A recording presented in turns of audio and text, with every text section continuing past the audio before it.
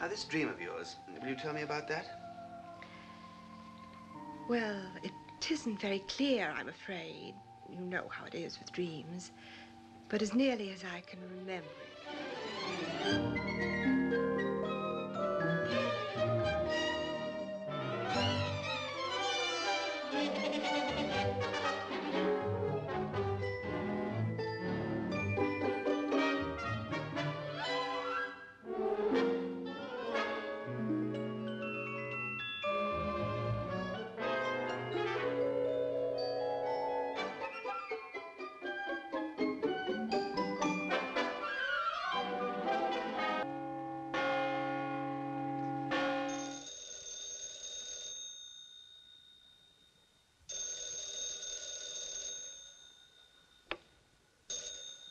Yes, Mrs. Turner?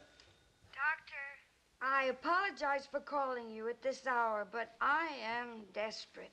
Absolutely desperate, and I've simply got to see you tonight. Any psychoanalyst that would take a woman for a patient should consult a psychoanalyst. Oh, I'm sorry. That's quite impossible tonight.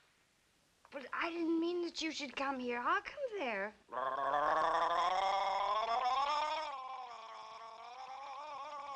I'm terribly sorry, Doctor. What was that again? It's a little embarrassing, but that's what I mean. You must not come here tonight.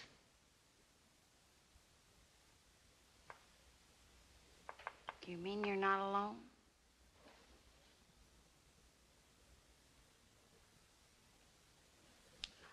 Oh, I'm terribly sorry, Doctor.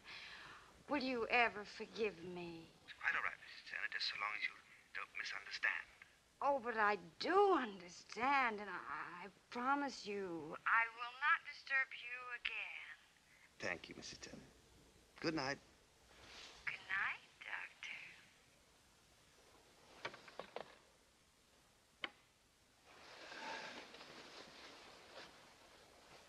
Boy, this is really big stuff. Husband wants to come home from dull party, wife doesn't. So what do? They doesn't. Maybe we ought to give Chief Justice Warren a buzz on this one. You know who I am. Of course I know who you are, my dear. Don't you? I am Nora. Nora who? Nora in a doll's house. You mean Ibsen? As a matter of fact, I'm even less than a doll. I'm a picture on the wall, or an old floor lamp, or just another stick of furniture around the house. Hold it, will you? You have fulfillment. 100 million people know who you are. They go to see your pictures or in a play every year. You have identity. But what am I? You want me to tell you what am I? Arthur? Arthur? And do you want to know something else? Save it, honey. I've got to get the breakdown of this doll's house bit first. You're not going to read that thing, are you? I am. Well, whatever for? Because I am sick and tired of getting into hassles with you, and half the time I don't even know what I'm hassling about. But this time when the bell rings, Papa will be ready.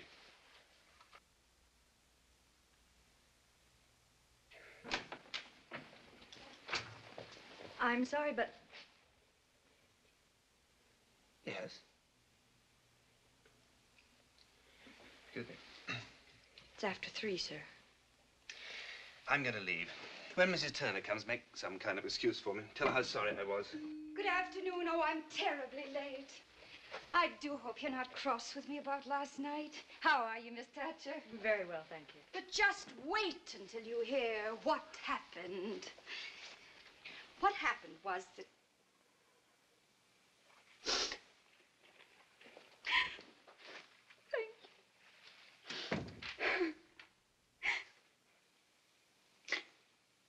It suddenly occurred to me that on this same day when you're getting ready to sail away into happiness, my own life seems to be crumbling away around me. What happened last night? I sometimes think that Arthur has but one real grave fundamental fault. And that's what's at the bottom of this whole miserable business. What fault is that? He doesn't drink.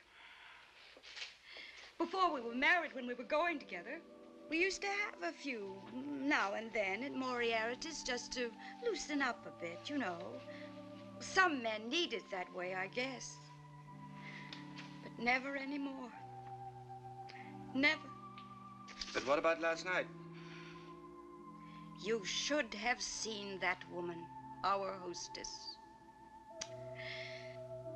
If this has happened once, I guess it must have happened 1,000,000 times. She didn't even bother to introduce me to some of the people. But Arthur, oh, Arthur, darling, I'm so glad to see you again. But that's the way it always is. Oh, Arthur, darling. And who's that woman with him? Thank you. And Arthur was worse than ever. Let's go, he kept saying. I had a drink or two myself, of course. But I remembered what you told me to do when I felt as if I were being treated like an Indian squaw again. Just to act as if I were absolutely all alone in the world. So that's what I did. I wouldn't speak to anyone. Not one single word. Well, that really ran him crazy. And when we got home, the whole roof fell in. Arthur, I said, we have come to a pretty pass indeed. If you and I, two civilized people, cannot sit down together and discuss a little point of difference calmly. After all, I said, we are not cannibals. Well, with that, he absolutely crashed out of the room and began reading a book. Arthur, I said, there is simply no excuse for you reading a book at a time like this. Well, when he finally came back from reading that book, you should have seen his face. You've never seen such hatred on a human face in your life. Arthur, I said, you might at least do your wife the courtesy of wiping that look of revulsion off of your face when you enter a room with your wife. What kind of a quack is that quack that you're going to? Please, Arthur, Dr. Coles is not a quack. He is not only a quack, but at those prices, he's a thief. I remembered also that you said I should never plan this. But when it came, just let it happen. So that's what I did last night. I just let it happen. Would you say, and I mean honestly, would you say that you and I are happy together? I am. I don't know about you, but I am. I'm alone, Arthur. All alone. I'm sorry, honey, but it's a little too late for that bit tonight. What would you say, the way things are, to a sort of trial separation? So that's it. You are all set at last, you and this quackaroo, to give poor old half-witted Arthur the business. Nobody is trying to give anybody the business, Arthur, as you so vulgarly put it. I have never seen it to fail. All of you dames running off the psychoanalyst, it's got to happen sooner or later. Leave your husband. Give him the business. Arthur, I said. All right, then. If that's what you want, that's what you're going to get. But not the way you're thinking about it. I may be nothing but a crummy actor. But I am not the kind of a crummy actor who, just because his wife comes home from the psychoanalyst and says she's unhappy and she'd like to shack up by herself for a while, that he hauls his behind out and moves to the Hotel Algonquin. Well, what happened then was something I decided I really ought to tell you about right away. Because, well, what with one thing and another, I just happened to mention Miss Hagerman's name. And you know what? He used to know her, and knew her quite well, too, he said. You never told me she was an actress. Just one summer. Well, that was it. Summer stock in Baltimore 4 years ago. Well, nothing really happened, he said, because he loved me too much. Ha ha. But evidently there was a little something there. Maybe just a quiver or two, but some little kind of something. Go on. I'm really ashamed to tell you what he said then. But Arthur is absolutely convinced that all wives are in love with their psychoanalysts. He says the psychoanalyst just sits there behind his desk like a trapped rat and keeps repeating over and over again, yes, dear, you're absolutely right, dear. Your husband is a louse. And Arthur insists that if a man keeps saying that long enough, there isn't a woman in the world that won't fall in love with him. What did he say then, Mrs. Turner? Well, Little Myra Hagerman and young Dr. Svengali. A very pretty little situation indeed. May I ask you very politely what you mean by that tone of voice? He can dish it out. But can he take it? Know what I mean? I do not, and I forbid you even to consider such a sordid idea. After all, they do not call me the great lover for nothing.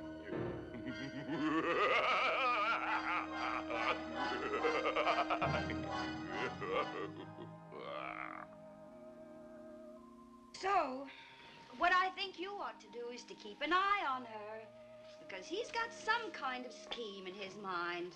And I wouldn't put it past him to try anything, the way he feels about that trial separation deal. I wouldn't worry about that if I were you. How did you leave things with him? Oh, I guess we'll go another round or two. That is, unless he tries to pull some kind of fast one on you and Miss Hagerman. He's just crazy enough to, you know. Well, I hope you have a very pleasant Christmas. Oh, dear. And I don't know whether I'll be able to see you again in the spring, if he won't pay for it anymore. I mean, if this is goodbye. Oh, thank you. That's what Arthur says I ought to give you as a wedding present, 1,000 boxes of Kleenex. That's a very good sign. Good humor, little jokes. You're going to be all right. I'm sure of it. Oh, I do wish you happiness, both of you. Thank you, Mrs. Turner. Thank you very much indeed. And please, don't underestimate Arthur. I won't.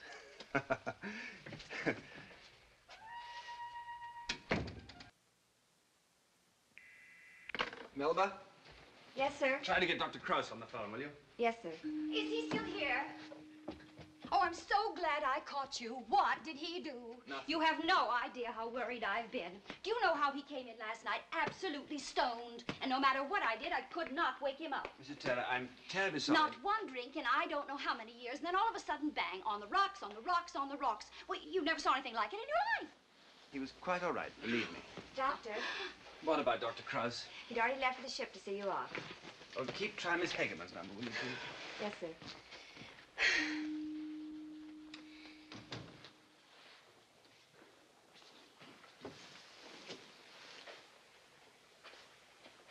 I hate to crash in on you at a time like this, Doc, but I need help. I gotta have it. What did you do last night?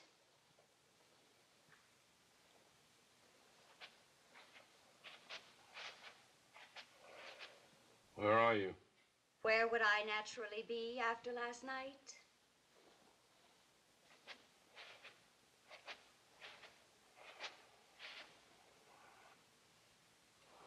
Oh, there you are. Look, I'm very sorry, both of you, but I have very little time before my ship sails. It's just one question, Doc. You're the only one I know in this whole world that can answer it. What is it? Tell me one thing, and that's all. Holy Moses, and me with a hangover. Where is she? Get out of here, Mr. Cobbler. What's the boat you're sailing on? Didn't you hear the man say beat it? What are you talking about? I'm his patient. I don't care whose patient you are. Nobody else is going to crawl on this couch with my wife and me. This won't help you, you know. I'll find out. I'll show you who she is. I shall return. How do you like that creep? Sounded like the Count of Monte Cristo. Thank you, Mr. Turner. Would you please go ahead as quickly as you can? Just one thing, Doc. Excuse me. Hello? The bags are here, Doctor. Here? Where? Where are you? I'm on the ship in your cabin, and all her luggage is here. Any sign or word about her? Oh, not yet, but what would her luggage be doing here if she weren't going to sail? Thank you, Miss Asher. Thank you very much indeed. Yes, sir. And you'll stay there and keep an eye out for her, will you? Yes, sir. And tell her I'll be along in just a few minutes. I'll tell her. Now then, Mr. Turner. Go ahead, please. Forget it, Doc. Come on, honey. The maestro's got troubles of his own. On the contrary. Now go on and ask him. You came all the way down here. Now ask him. Well, what? He can't get out of his own jams. As long as I leave by 11:15, that'll give us 5 minutes anyway. Okay, then. It's a very simple question. Why does my wife want to leave me? Oh, look, Arthur. Is it that she doesn't love me? Now, that is not true. I do love you, and you know it. The situation is You this, mean Mr. you love me and you still want to leave me? That's it, exactly. I know it seems paradoxical. My mind is just too primitive, I guess. If you would allow me, Mr. I Turner. can't think. I want to think. You mean... that I stop you from thinking? Yes, you do. You dominate me. You overwhelm me. Well, now that's a new one. That's not exactly what she means. All right, then. No more dominating. No more overwhelming. What else? I'm not happy. I want to be happy. Make me happy. But how? Mr. Turner, if you would just try one thing. If I knew how, I'd try to do it. I want to be needed. I want to be wanted. I want to be necessary. Necessary? You don't need me anymore. Except to hang around with when you haven't got anything else to do. And the kids are away at school now, so they don't need me, and we've got a cook. What difference does that make? You don't like to cook anyway. I hate it, but that's not the point. I might the interrupt. point is, supposing I died tonight. The kids would miss me for a little while, maybe, but they wouldn't be losing anything, really, not anymore. And maybe you'd miss me for the first few weeks, and then somebody. Jessica Andrews, probably. Are you crazy? She'd call you on the phone and she'd say, "Look, Arthur, I know a girl who is so much like Mildred." That's the way it always starts. Jessica Andrews looks like an old third baseman. I'm not talking about Jessica Andrews for you. I'm talking about this girl that Jessica would dig up for you. She looks like me. She talks like me. She's so much like me, she might as well be me.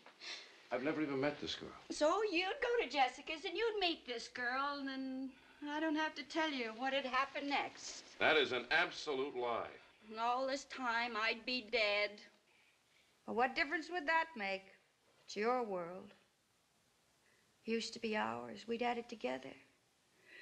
But not anymore. It's yours now. Now I'm just looking on. Sort of sidewalk superintendent, that's all. If I die, so what? But if you died, Or the cook, we are in trouble, real trouble. You mean we've got too much? Is that what's the matter? I don't know. Have people got to be poor to be happy? Is I don't know. that what it is, Doc? Are we that loaded upper middle class that can buy anything and that makes a woman useless? You're a very intelligent man, Mr. Turner. If you keep on, you might work this whole thing out for yourself. Look, sugar puss. I've said it before and I'll say it again. I love you. I love you. I love you. I love you. I sympathize with you. I want to understand you. I can buy you things, material things, comfort, luxury. But if I've got it straight what you're beefing about, I cannot make you feel necessary. Why not? Because I do not know what to do to make her necessary. But how did you win her, Mr. Turner? What do you mean, how did I win her? What role did you play then, husband or lover? You mean when I was after her? I mean when you caught her. Which one do you think I played? How did she like it? So, why did you give it up? You mean it's wrong to be a husband after you're married? If she thinks it is, it is. Well, now I've heard everything. Because she liked the role of sweetheart. That's a lovely word, sweetheart. And a beautiful thing to be, so much more wonderful than squaw. Come again? I provide the wigwam and the fire, now be happy. It was never like that when you were courting her, was it, Mr. Turner? No, I guess it wasn't. It was more like making passes, wasn't it? Where do you doctors dig this stuff up? She was necessary enough to you then, wasn't she? You can certainly say that again. Mr. Turner, you're familiar enough with dramatic literature to make fun of it. So maybe you will remember that sad little line of the bride in Congreve's The Way of the World. Little by little, I shall dwindle away into a wife. No, I never heard that one. Mrs. Turner, your husband is a very successful man, and you know him better than anybody else in the world. Sometime, when you're in the mood for it, would you try to work out in your mind what he might be today if he'd never had you? And you, if you'd never had him. Goodbye. Goodbye, Mr. Turner. Is that really the answer, Doc? Not all of it, no. I just suggest that as a line of thought you might follow. Rather like a candle to give a little light in the darkness, so that you and your wife won't blunder into each other and hurt each other without meaning to. I see. Good luck to you too, Doc. Thank you very much. Melba, have a wonderful Christmas. Oh, thank you. Goodbye, sir. Run my watch, do well. And if Miss Hageman calls, tell her I'm on my way. I'll tell her.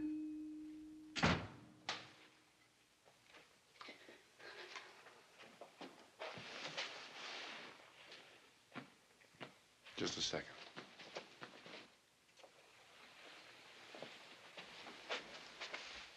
Do you have any schnapps around here? Schnapps? Yes, a drink. I have a situation here that calls for a little loosening up.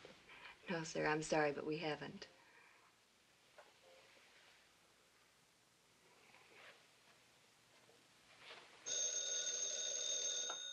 Hello?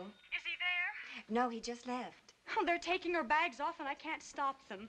I tried to explain to them. I offered them money. I've done everything I possibly could. That's the kind of a guy to be. Knows all the answers.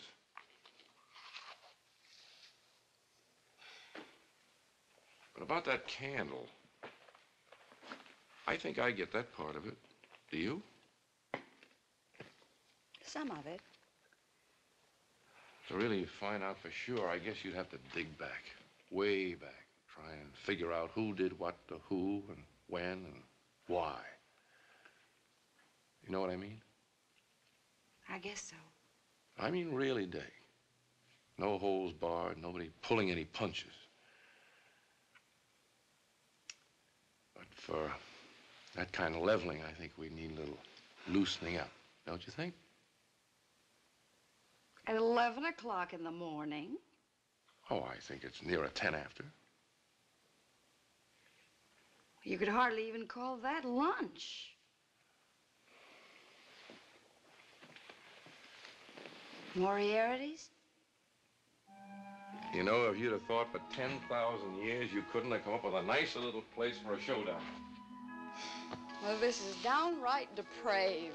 You know it? I can hardly wait to get started. I'm really going to let you have it, you know. I understand. Just let me have one little something on the rocks first, so I can talk back. That's right, and you can tell me off, too. And afterwards, what? You don't want to go to a movie?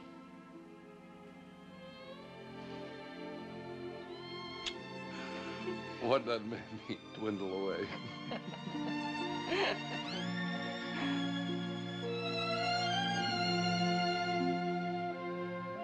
If this doesn't work, sweetheart, you can move over when the doc gets back and I'll lie down on that couch with you.